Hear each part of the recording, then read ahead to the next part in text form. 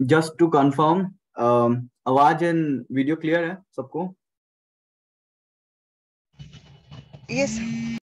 Perfect, thank you. ठीक है, तो हम देखने वाले थे कि हम क्वांटम गेट्स को कैसे कंस्ट्रक्ट कर सकते हैं आउटर प्रोडक्ट से, राइट? ओके, तो फिर से मैं रिकैप करता हूं। अगर 0 0 को मैं 0 0 आउटर प्रोडक्ट को 0 स्टेट के ऊपर एक्ट कराता हूं तो मुझे क्या दे देगा? वो मुझे 0 दे देगा। अगर मैं 0 1 स्टेट को 0 के ऊपर एक्ट कराऊं तो मुझे क्या दे देगा? ये 0 देगा। ओके, सिमिलरली अगर मैं 0 0 को 1 के ऊपर एक्ट कराऊं तो मुझे क्या देगा? 0, मतलब कुछ नहीं देगा। और 0 1 को मैं अगर 1 के ऊपर एक्ट कराता हूं तो वो मुझे क्या देगा? Again 0, right? तो अगेन आउटपुट कौन डिसाइड करता है? आउटपुट डिसाइड करता है ये वाला एंट्री, हमारा जो कैट है। आउटपुट डिसाइड करता है हमारा जो कैट वाला एंट्री होता है, राइट? और वो आउटपुट तभी शो करता है जब जिस स्टेट के ऊपर अप्लाई कर रहा है वो ब्राही हो। मतलब अगर ये दोनों, अगर ये और ये सेम नहीं होंगे तो वो आउटपुट नहीं देगा, वो 0 दे देगा। जैसे कि इस केस में भी ये और ये सेम नहीं थे इसलिए 0 दे दिया। इस केस में ये और ये सेम थे इसलिए उसने इसको आउटपुट दिया, राइट? ओके, तो अगर मैं आपको बोलूं कि कंस्ट्रक्ट ऑपरेटर जो कि तो क्वेश्चन क्या है, हम एक क्वेश्चन लिखते हैं यहाँ पे। कंस्ट्रक्ट ऑपरेटर, या फिर मैं बोलूं quantum gate. Quantum gate basically एक मैट्रिक्स है या फिर एक आउटर प्रोडक्ट ही है।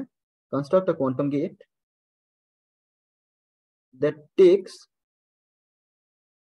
0 to 1 and 1 to 0। ठीक है, तो हम इसको कैसे कंस्ट्रक्ट करें? हम इसको इस तरीके से कंस्ट्रक्ट कर सकते हैं। अगर मैं ये वाला चीज यहाँ पे उठाता हूँ, ये इस चीज को मैं यहाँ से नोट कर लेता हूँ। Copy copy paste. इस चीज को अगर हम गौर फरमाएंगे तो ये बेसिकली क्या कर रहा है, ये देखो 0 को, सॉरी, अच्छा एनीवे, मैं ये लिखता हूँ, मैं वापस से लिखता हूँ 0 1। ठीक है, इसको मैं 1 के ऊपर एक्ट करा रहा हूं तो ये मुझे क्या दे रहा है? ये मुझे दे रहा है 0। तो हम ये देख सकते हैं क्लियरली कि ये 1 को कहाँ लेके जा रहा है? 0 पे, राइट? सिमिलरली अगर मैं ये लिखता हूं 1 0 और इसको अगर मैं 1 के ऊपर एक्ट कराता हूं, सॉरी, इसको मैं 0 के ऊपर अगर एक्ट कराता हूं तो ये मुझे क्या दे देता है? 1। तो ये क्या कर रहा है? ये 0 को कहाँ लेके जा रहा है? 1। अच्छा, लेकिन अगर मैं इस सेम चीज को उनके काउंटर पार्ट्स के साथ एक्ट कराता हूँ, मतलब इसको 0 के साथ एक्ट कराता हूँ और इस चीज को मैं 1 के ऊपर एक्ट कराता हूँ तो मुझे क्या दे देगा? दोनों के दोनों केस में मुझे मिल जाएगा 0 आउटपुट, राइट? मतलब मैं ओवरऑल इन दोनों को यूज करके, ये दोनों रिजल्ट को यूज करके क्या लिख सकता हूं कि अगर मेरे पास ये वाला आउटर प्रोडक्ट है 0 1 प्लस 1 0 और इसको मैं एक general combination of alpha 0 plus beta 1 जो कि एक क्यूबिट का स्टेट है, तो वो मुझे क्या दे देगा? पहला वाला रिजल्ट इसके हिसाब से, इस चीज के हिसाब से वो मुझे क्या दे देगा? वो मुझे दे देगा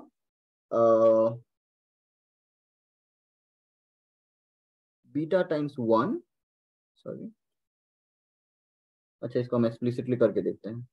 ओके खोल के। तो ये मैं पूरा एक्ट करा रहा हूँ, तो क्या दे रहा है, पहले हम इसको एक्ट करा देंगे 0 1 को अल्फा 0 के ऊपर, राइट, अल्फा 0 के ऊपर प्लस बीटा 1 के ऊपर, फिर हम 1 0 को एक्ट कराएंगे अल्फा 0 के ऊपर प्लस बीटा 1 के ऊपर, राइट।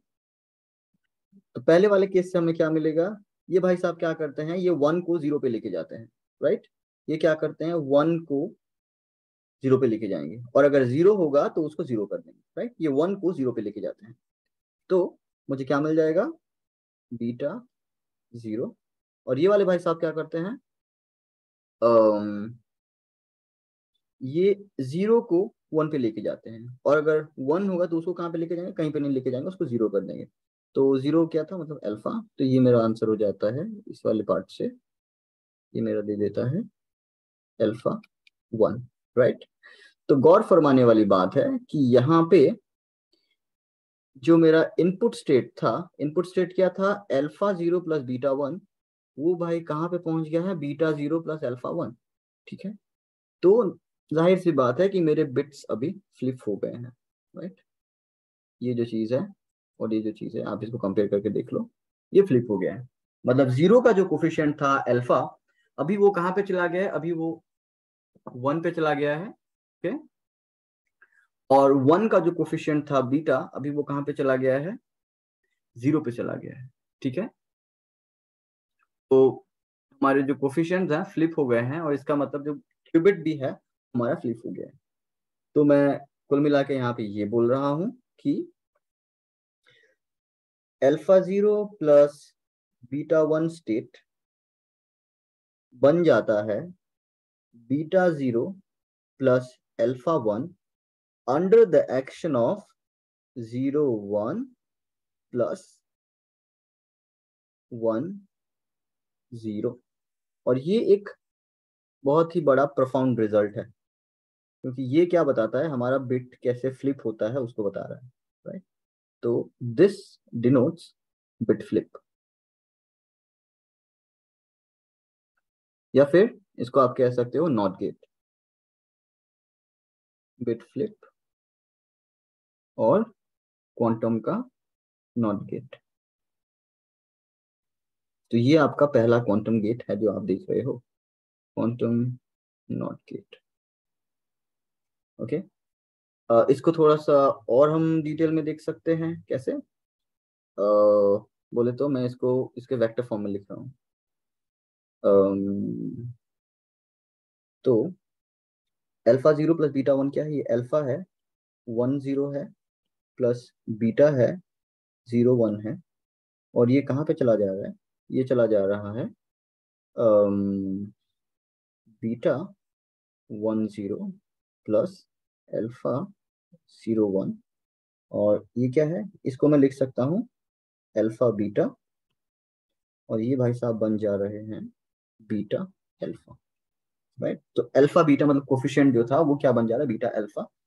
और ये जो आउटर प्रोडक्ट है, आउटर प्रोडक्ट को अगर आप मैट्रिक्स के फॉर्म में लिखोगे तो 0 1 को मैं कैसे लिख सकता हूँ, 0 1 को मैं ऐसे लिख सकता हूँ, ये 1 0 था, और फिर ब्रा 1 क्या था, ब्रा 1 था 0 1 प्लस 0 1, और और 0 1, और इसका जो फिर ब्रा वाला पार्ट था, ब्रा वाला पार्ट था 1 0, राइट। तो ये मेरा क्या मतलब 1 0 0 1 0 0 प्लस 0 0 1 0, राइट। तो कुल मिला के 0 1 1 0, ओके। मतलब ये वाला स्टेट कन्वर्ट हो जा रहा है इस वाले स्टेट पे under the action of this matrix, right. तो बेसिकली मैंने आपको ये बोला कि आप मुझे एक ऐसा A B C D matrix निकाल के दो, मतलब ए बी और सी एंड डी का वैल्यू मुझे बता के दो, जहां पे कि अल्फा और बीटा जब ऑपरेशन में हो, मतलब ए बी सी डी वाला मैट्रिक्स अल्फा बीटा वेक्टर के ऊपर एक्ट करे, तो मुझे क्या मिल जाए, बीटा अल्फा। ठीक है। आप इसको अलग अलग तरीके से भी कंस्ट्रक्ट कर सकते हो, मतलब इसको आप एक होमवर्क की तरह लो, ठीक है, और ट्राई करो। मतलब आपको एक एबीसीडी मैट्रिक्स 2x2 का बनाना है जो कि अल्फा बीटा को कहाँ पे लेके चला जाए, बीटा अल्फा। तो आपको सिमिलरली बस थोड़ा सा दिमाग लगा के ना कोफिशिएंट्स को अलग रखना पड़ेगा, ठीक है, एबीसीडी का, खास करके बी और सी जो ऑफ डायगोनल्स हैं वहां पे अगर आप सही कोफिशिएंट रखते हो 1 और ए और डी पे अगर आप 0 0 कर दो तो अल्फा बीटा कहाँ पे फ्लिप हो जाएगा, बीटा अल्फा, ठीक है। तो this is basically general matrix flipping आप बोल सकते हो, right. This is nothing but general matrix flipping, general vector flipping बोलो इसको। ओके, तो हमें मिल गया है हमारा पहला क्वांटम गेट, ऑलराइट। तो पहला क्वांटम गेट, और वो कौन सा क्वांटम गेट है, वो है आपका quantum not gate, quantum not gate. किसी को कोई डाउट है इस चीज पे?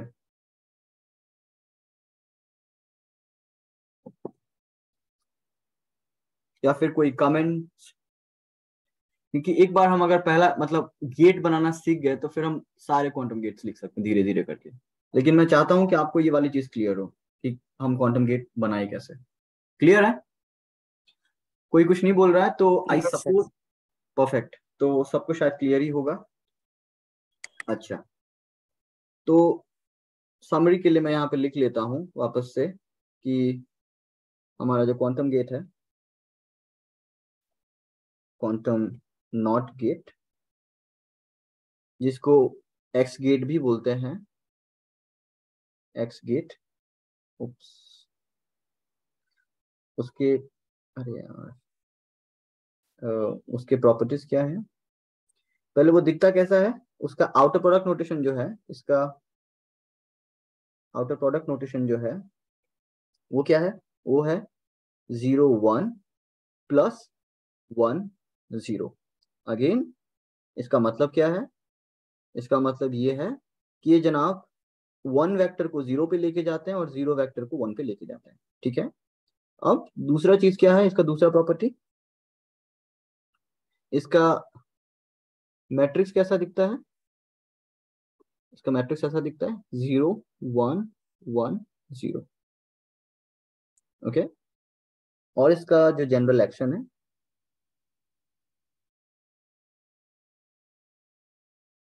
वो कैसे दिखता है, ऐसे 0 1 प्लस 1 0 को आप अल्फा 0 प्लस बीटा 1 पे अगर ऐड कराते हो तो आपको दे देता है क्या, beta 0 plus alpha 1, right.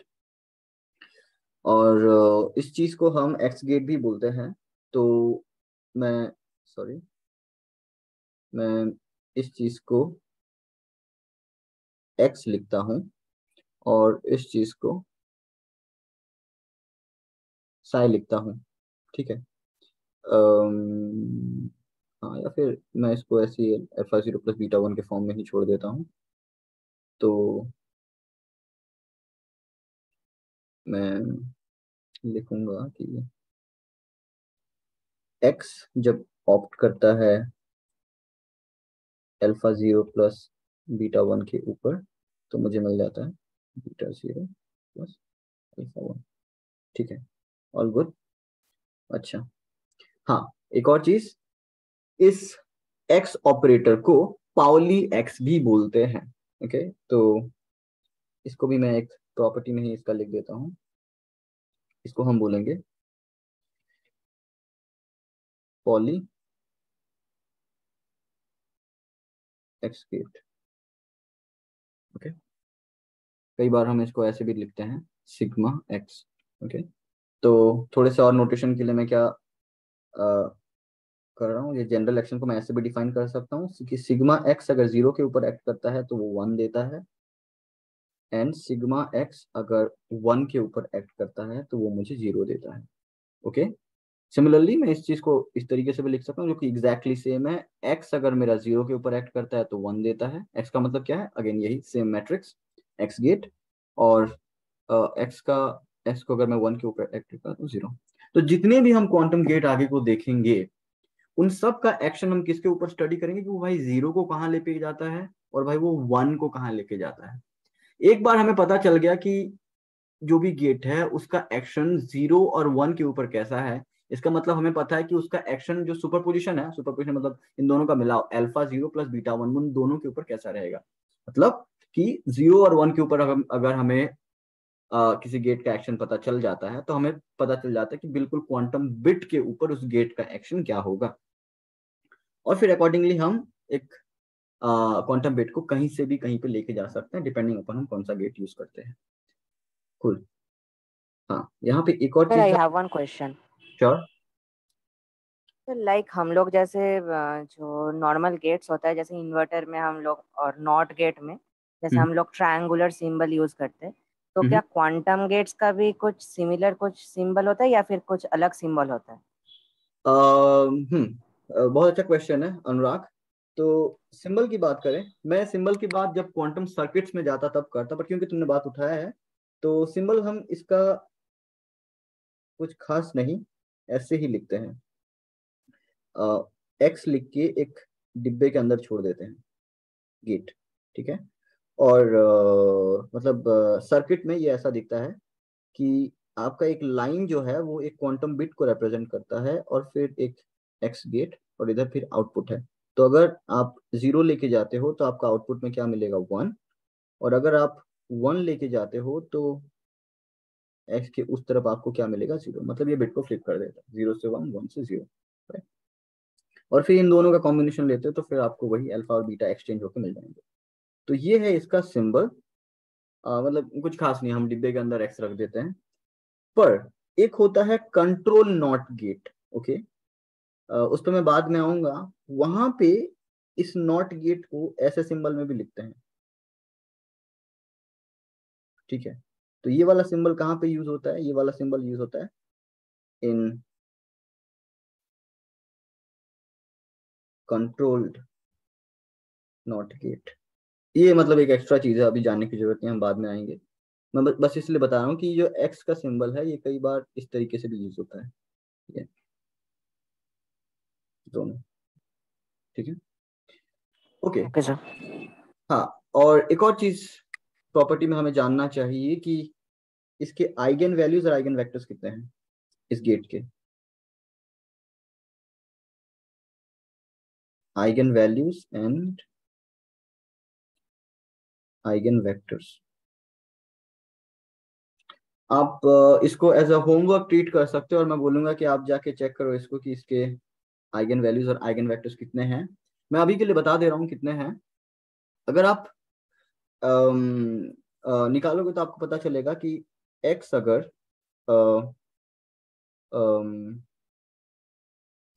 One by root two one one के ऊपर एक्ट करता है तो one by root two one one देगा। और अगर x one by root two one minus one के ऊपर एक्ट करता है तो ये minus one by root two one minus one देगा। राइट। मतलब ये एक चीज है, आप चेक कर सकते हो। और इसी की वजह से मैं इसको ऐसे लिख सकता हूँ कि अम, इस पूरी चीज को मैं ब्रैकेट में रख देता हूँ। मतलब ये जो है ये सेम है, और ये जो है ये एक माइनस साइन डेवलप कर ले रहा है। राइट। तो मैं अगर एक नोटेशन दे देता हूँ, एक मान लो मैं इस चीज को one by root two one one इस वेक्टर को प्लस कैट के नाम पे नोटेट मतलब एक नोटेशन दे देता हूँ, और माइनस में इस चीज को नोटेशन दे देता हूँ वन माइनस वन। ठीक है। तो अगर मैं ये नोटेशन फॉलो करता हूँ तो इसके हिसाब से क्या होगा, एक्स अगर प्लस के ऊपर एक्ट करता है तो मुझे प्लस देता है, और एक्स अगर माइनस के ऊपर एक्ट करता है तो मुझे माइनस ऑफ माइनस देता है। राइट। इसीलिए यहाँ पे आइगन वैल्यू कितना हो गया, यहाँ पे आइगन वैल्यू हो गया प्लस वन। ठीक है। आइगन वैल्यू हो गया प्लस वन, और यहाँ पे आइगन वैल्यू कितना हो गया, माइनस वन। ठीक है। तो ये आपके हो गए क्या, नॉट गेट के या फिर एक्स गेट के eigen vectors and eigen values. ठीक है, तो आइगन वैल्यूज कितने हुए, +1 एंड -1, और अकॉर्डिंगली उसका क्या है, eigen vectors plus and minus states. और in plus and minus states को कुछ और नाम से भी जाना जाता है, इनको बोलते हैं हैडमार्ड बेसिस स्टेट्स। क्यों बोलते हैं मैं इसके ऊपर आऊंगा, पर अभी के लिए just for the sake of completion मैं नाम यहाँ पे ले ले रहा हूँ। इनको बोलते हैं हैडमार्ड बेसिस स्टेट्स। किनको, इन दोनों को, प्लस और माइनस, जो कि बेसिकली एक्स के आइगन स्टेट्स हैं। एंड अगर आपको याद होगा मैंने बताया था कि 0 और 1 जो है, जो कंप्यूटेशनल बेसिस है, वो अपने में दो चीजों को सेटिस्फाई करता है, एक ऑर्थोनॉर्मल कंडीशन और दूसरा कंप्लीटनेस का कंडीशन। और ये दोनों कंडीशन बहुत एक्सक्यूज मी बहुत जरूरी होते हैं एक बेसिस बनाने में। ठीक है, तो यहाँ पे हेडमार्ट भी एक बहुत ही कंप्लीट, मतलब कंप्लीट ऑर्थोनॉर्मल बेसिस है। ठीक है, तो this is a valid orthonormal basis, valid complete orthonormal basis. Okay, good. मतलब ये एक अल्टरनेटिव है किस चीज का, this is an alternative to, and therefore this is an alternative to computational basis. I guess मैंने ये चीज पहले भी बताया है कि कंप्यूटेशनल बेसिस सिर्फ एक ही बेसिस नहीं है जो क्वांटम कंप्यूटिंग में यूज होता है, ये हैडमार्ट बेसिस भी यूज होता है, alternative basis for quantum computing. Common basis क्या है, 0 1। ओके, तो हाँ, एक और चीज, हेडमार्ट बेसिस को हम क्या बोलते हैं, डायगोनल बेसिस भी बोलते हैं, तो इसको डायगोनल बेसिस भी बोलते हैं। अच्छा, तो ये था हमारा पहला क्वांटम गेट, एक्स गेट या फिर नॉट गेट। और इसके कुछ कुछ प्रॉपर्टीज क्या है, हमने इसका आइगन वैल्यूज और आइगन वेक्टर्स को देख लिया। ठीक है, और हमने इसका क्या देख लिया, और इसका मैथमेटिकल स्ट्रक्चर देख लिया, मैट्रिक्स स्ट्रक्चर देख लिया। मैथमेटिकल स्ट्रक्चर में किसी गेट का दो स्ट्रक्चर है बेसिकली, एक उसका आउटर प्रोडक्ट स्ट्रक्चर, कहाँ गया ये, उसका आउटर प्रोडक्ट स्ट्रक्चर हमारा ये वाला पोर्शन, और दूसरा उसका कौन सा हो गया, मैट्रिक्स स्ट्रक्चर। ये दोनों ही स्ट्रक्चर हमें दिमाग में रखना है कि कैसे होगा। फिर इसका जनरल एक्शन हमें पता होना चाहिए कि वो 0 के ऊपर एक्ट करता है तो क्या देता है, 1 के ऊपर एक्ट करता है तो क्या देता है, प्लस उसके eigen values and eigen vectors, and circuit में जब लिखे हम तो उसका सिंबल क्या होना चाहिए। Okay, just for the sake of completion मैं इस चीज को फिर से रिपीट करता हूँ यहाँ पे कि एक्स गेट जो है वो 0 के ऊपर एक्ट करता है तो 1 देता है, एक्स गेट जो है वो 1 के ऊपर एक्ट करता है तो 0 देता है, एक्स गेट जो है वो अगर प्लस के ऊपर एक्ट करता है तो प्लस देता है, और एक्स गेट जो है वो अगर माइनस के ऊपर एक्ट करता है तो माइनस माइनस देता है। ठीक है, तो प्लस और माइनस वाला जो बेसिस है, ये दोनों ही आपस में एक बेसिस है, राइट। ये हमारा कौन सा बेसिस है, ये दोनों है कंप्यूटेशनल बेसिस, और ये हमारा कौन सा बेसिस है, प्लस और माइनस का, ये दोनों मिला के हमें बनाते हैं क्या, हेडमार्ट बेसिस और डायगोनल बेसिस। तो मैं इसको लिखता हूँ हेडमार्ट बेसिस। तो जो भी गेट हम देखेंगे अभी आने में, हमारे लिए इंपॉर्टेंट रहेगा उसका एक्शन, उस गेट का एक्शन दोनों बेसिस में देखने के लिए, कंप्यूटेशनल बेसिस पे भी, हेडमार्ट बेसिस पे भी। Okay, so it is important to know the action of the quantum gate, of the quantum gate on both computational and Hadamard basis.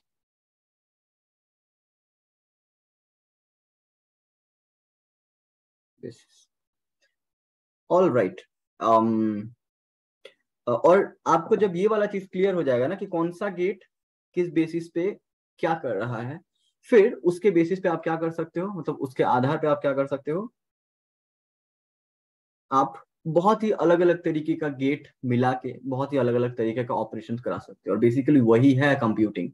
हम जब एडिशन करते हैं, मल्टीप्लिकेशन करते हैं, कुछ भी करते हैं, तो हम एक कॉम्बिनेशन ऑफ गेट्स बनाते हैं, ठीक है, और उसी से ही हम पूरा का पूरा हमारा कैलकुलेशन करते हैं। तो इसलिए हमें अगर पता हो कि गेट्स कैसे इन बेसिस स्टेट्स के ऊपर एक्ट करते हैं, तो हम क्या कर सकते हैं, अलग अलग गेट का कॉम्बिनेशन बना सकते हैं अलग अलग ऑपरेशन कराने के लिए। तो आज, हाँ, तो आज के लेक्चर में हमने बेसिकली क्या देखा, just to wrap up quickly, शुरू से हम एक बार मैं ये कर लेता हूँ। हमने देखा कि आउटर प्रोडक्ट्स कैसे काम करते हैं, राइट। आउटर प्रोडक्ट एक कैट और ब्रा से बना हुआ होता है। कैट जो होता है वो आपका आउटपुट होता है, और ब्रा वाला जो वेक्टर होता है वो ये डिसाइड करता है कि उस आउटपुट का कोफिशिएंट कितना होगा। फिर एक particular kind of outer product होते हैं जिनको हम प्रोजेक्टर बोलते हैं। वो 0 0 या फिर 1 1 या फिर XX या फिर PP ऐसे टाइप के हो सकते हैं। मतलब जहाँ पे कैट और ब्रा सेम है, इनको प्रोजेक्टर बोलते हैं।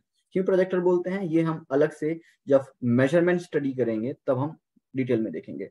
फिर हमने देखा कि ये कैसे एक्ट करते हैं आउटर प्रोडक्ट 0 और 1 पे, और अकॉर्डिंगली उस चीज को हम आगे बढ़ के हम कुछ कुछ गेट्स कंस्ट्रक्ट किए। और पर्टिकुलरली हमने कौन से गेट को कंस्ट्रक्ट किया, हमने क्वांटम गेट नॉट को कंसिडर किया, नॉट को कंस्ट्रक्ट किया, मतलब एक्स गेट। और फिर देखा कि एक्स गेट क्या कर रहा है, एक्स गेट एक क्वांटम बिट को फ्लिप करता है, 0 को 1 बनाता है और 1 को 0 बनाता है। और आपके लिए एक क्वेश्चन है फिर एज अ होमवर्क, आप ये ट्राई करो, एक और होमवर्क की, construct a gate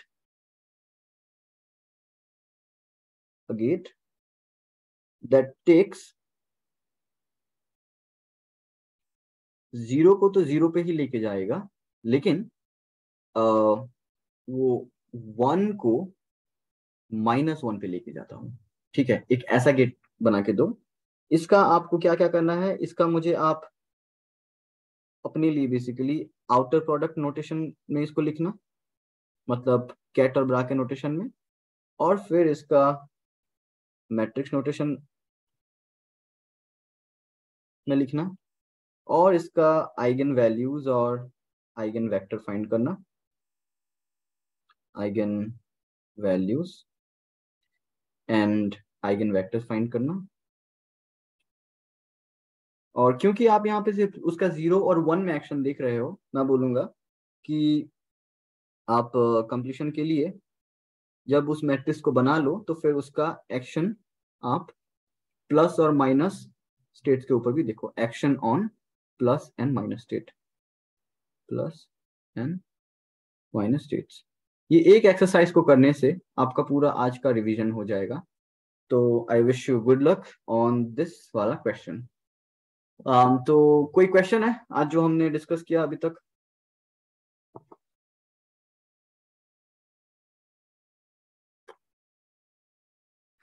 Sir, I have a question, but not on the topics of this class. Actually, it is there in this class, but Mm-hmm. it's something that was taught in previous class. That the exercise that you gave in the previous class, where you were told to just convert that Hadamard basis to computational basis. Mm-hmm. So in that case, we got the values of alpha, beta as negative in some cases. So that were basically the probabilities, right? Mm-hmm. So probability can be negative. Can it be negative? Alpha and beta are not the probability. Alpha का mod square और beta का mod square is the probability. Okay. Okay. Okay. Alpha और beta are probability amplitudes. ठीक है, तो मैं यहाँ पे, Okay. हाँ, तो मैं क्या बोल रहा हूँ कि जब भी हम एक स्टेट को psi equals to alpha 0 plus beta 1 लिखते हैं, यहाँ पे अल्फा और बीटा हैं प्रोबेबिलिटी एम्पलीट्यूड्स, बिलिटी एम्पलीट्यूड्स, और उनका जो मॉड स्क्वायर है, बोले तो alpha mod square and beta mod square, ये बताते हैं प्रोबेबिलिटी। तो अल्फा और बीटा आपके नेगेटिव हो सकते हैं, लेकिन अल्फा मॉड स्क्वायर और बीटा मॉड स्क्वायर पॉजिटिव होंगे। Okay, Okay. कूल। ठीक है फिर भाई लोग, let's call it a day, और फिर हम नेक्स्ट वीक मिलते हैं मैं ये हैंड आउट नोट को PDF में कन्वर्ट करके आप लोगों को भेज दूंगा ताकि आप लोग यूज कर सको। और क्या, हाँ, आज या फिर कल या फिर परसों मैं इसको यूट्यूब पे भी ऐड कर दूंगा, तो आप उसको रिवाइज भी कर सकते हो। अगर आप आज कुछ कुछ चीजें नहीं समझे हो तो इसका मेन कारण ये हो सकता है कि आपको पुराने लेक्चर्स की चीजें क्लियर नहीं होंगे। तो आई स्ट्रांगली एनकरेज यू कि आप थोड़े से पुराने लेक्चर पे जाके देखें और फिर वापस से इस चीज को विजिट करें, and I am pretty sure कि आपके कंसेप्ट बहुत अच्छे से क्लियर होंगे और फिर हम बहुत बढ़िया तरीके से आगे भी चीजों को बिल्डअप कर सकते हैं। तो इसके साथ बाय सबको। अगर किसी को कुछ भी फाइनल बोलना हो तो बोलो, लास्ट 10 seconds, 15 में भी, या फिर we are ready to go for dinner या फिर इवनिंग स्नैक्स फॉर करण या फिर जो भी है।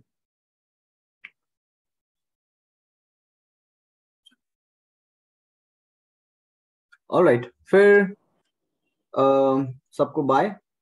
आई guess everybody is already happy with whatever we have and don't want to interact. So, chalo, bye bye. See you in next class. Bye, sir.